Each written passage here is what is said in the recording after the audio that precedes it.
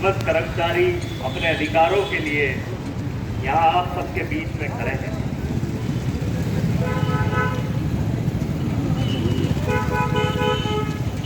जब से लगातार कुछ वर्षों से ये परिस्थिति उत्पन्न हुई है कि हर पक्ष,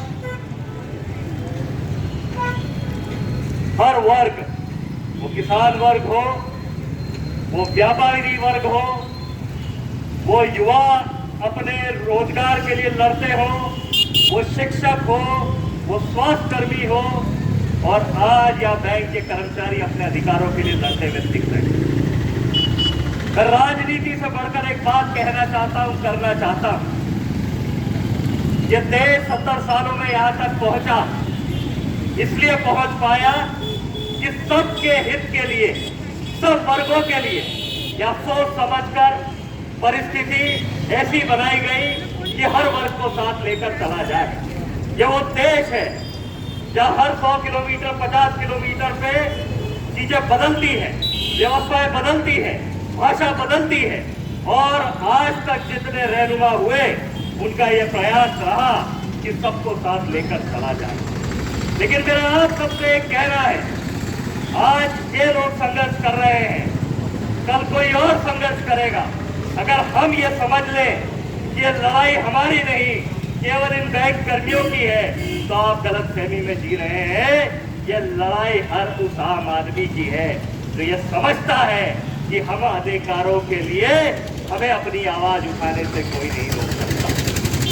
मैं कहना चाहता हूं एक बात को और, कि बैंकों का राष्ट्रीयकरण हुआ इस मंशा से हुआ कि आम जन तक, गरीबों तक, जहां कोई नहीं पहुंच सकता उन तक इस बैंक की सुविधा को पहुंचाया जा सके। आज वो परिस्थिति बदलने जा रही है। आज कोशिश इस बात की है कि किन्हीं चंद हाथों में इस देश की सारी चीजें उन चंद हाथों के हाथ में आ जाए। बहुत किसान लड़ रहे हैं, तब हम सोचते हैं जो किसान लड़ रहा है वो उसकी लड़ाई है। वो उसकी लड़ाई कतई नहीं है, वो सोच के खिलाफ लड़ाई है, उस मंशा के खिलाफ लड़ाई है। तो यह सोचती है कि हमने जो निर्णय ले लिया वो सही है, जो इस निर्णय से प्रभावित होंगे उनको साथ में लेने की कोई आवश्यकता और कोई जरूरत नहीं। ये उस सोच के खिलाफ लड़ाई है, ये समझती है कि हम ही इस देश का भला करते हैं। 70 साल से इस देश को डुबाने का काम किया। क्या आप सबने इस देश को बढ़ाने के योगदान में, इस देश को मजबूत करने के लिए अपना योगदान नहीं दिया क्या? मैं पूछना चाहता हूं यहां रहे जनप्रतिनिधियों से कि जब एक वर्ग जो इतने सालों से अपनी सेवाएं देता है, अपने परिवार को छोड़कर काम करता है, क्या उनसे चर्चा करना आवश्यक नहीं है क्या?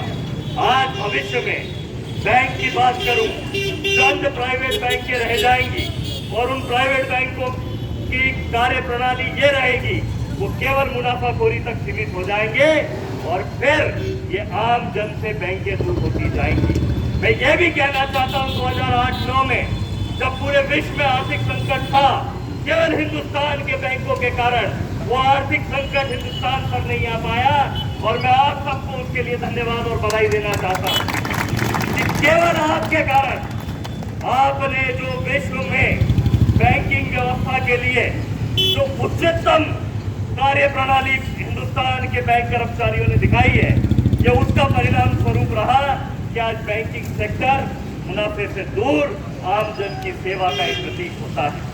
मैं सैद्धांतिक रूप से आप सबके साथ हूँ, इस बात के साथ हूँ कि बैंकों का प्राइवेटीकरण, निजीकरण केवल इस मंशा से किया जा रहा है कि चंद बैंकें इस पूरे हिंदुस्तान को चलाएं, चंद पूंजीपति इस पूरे हिंदुस्तान की कैपिटल पे कब्जा करें। लेकिन हम ये होने नहीं देंगे। आपने हमेशा लड़ाई लड़ी है। मेरा सरकार और सरकार के जनप्रतिनिधियों से कहना है, ये निवेदन है कि कम से कम इनकी बात को सुना जाए, कम से कम ये समझा जाए कि जो जायज बातें हैं उनके लिए उनको सुनकर उनका निराकरण किया जाए। और कांग्रेस पार्टी वो पार्टी रही है, ये बातें व्यक्तिगत तौर पर राजनीति से ऊपर उठकर है, ना मैं इसका राजनीतिक लाभ लेने की बात करता हूँ, लेकिन मैं इस बात के लिए पक्का हूँ कि केवल और केवल रिफॉर्म के नाम पर, केवल और केवल कि 70 साल में कुछ नहीं हुआ इस नाम पर हम अंधाधुंध बदलाव नहीं कर सकते।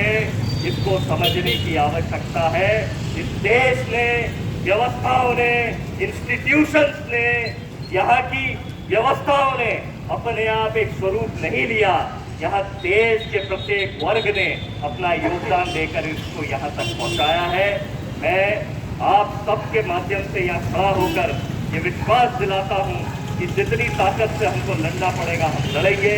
बैंकों के निजीकरण के लिए या ये रिफॉर्म के नाम पर, ये जो श्रम कानून के नाम पर, ये बदलाव के नाम पर जो यहाँ व्यवस्थाओं को छेड़ा जा रहा है, उसका हम पुरजोर विरोध करते हैं और ये कहना चाहते हैं कि इसको समझा जाए, नहीं तो ये छोटी सी अभी लड़ाई है जो बड़ी लड़ाई के रूप में बदलेगी। मैं आप सबके बीच में अपनी पुनः उस संकल्प को दोहराता हूँ। ये मानती है कि बैंकों के निजीकरण, अंधाधुंध निजीकरण से आज क्या हुआ, 10 बैंकें मर्ज कर दी गई और क्या व्यवस्था रहेगी, आज कर्मचारियों का क्या होगा। इन सब को छोड़कर आज क्या आने वाली व्यवस्था इस कर्मचारियों को सुरक्षित रख पाएगी, उनके भविष्य को सुरक्षित रख पाएगी, उनकी जरूरतों को ध्यान में रख पाएगी, उनसे जुड़े हुए परिवारों का ध्यान रख पाएगी। इन सब को लेकर सरकार चुप है, दिशाहीन है। मैं पुनः अपने समर्थन को, युवक कांग्रेस के समर्थन को आपके साथ देता हूं और यही विश्वास करता हूं कि जनप्रतिनिधि इसको संज्ञान में लेकर ऐसा नहीं बर्ताव करेंगे कि ये तो एक पक्ष है। इनमें से बहुत सारे लोगों ने ये सोचा होगा जब मोदी सरकार आई कि हम सब मिलकर, अगर मोदी जी जो कह रहे हैं कि देश का निर्माण करेंगे अपना योगदान देकर, आपने वोटों से दिया। मैं मानता हूं कि आज सब वो अपने आप के साथ विश्वासघात महसूस करते हैं। आज सब लोग ये समझते हैं कि हमारा योगदान भी इस सरकार को बनाने में था, आप सबका योगदान इस सरकार को बनाने में था, लेकिन आप सबको दरकिनार किया जा रहा है। मैं पुनः ये कहकर अपनी बात को समाप्त करता हूँ। इस देश की जरूरतों को समझने की आवश्यकता है। इस देश में इंस्टीट्यूशन कैसे डेवलप हुई, इसको समझने की आवश्यकता है। बैंकिंग सेक्टर आम जन से जुड़ा हुआ सेक्टर, इसको मुनाफेखोरी में नहीं लगाया जा सकता, इसको समझने की आवश्यकता है। और ये समझने की आवश्यकता है कि मंदसौर जिले से लेकर पूरे मध्य प्रदेश और देश में जितने पर बैंक कर्मचारी इस निर्णय से प्रभावित होंगे, उनके भविष्य का क्या होगा, ये समझकर ये सरकार को दिशा देने की जरूरत है। उनकी नीयत और नीति साफ करने की जरूरत है। बहुत बहुत धन्यवाद। जय हिंद, जय भारत।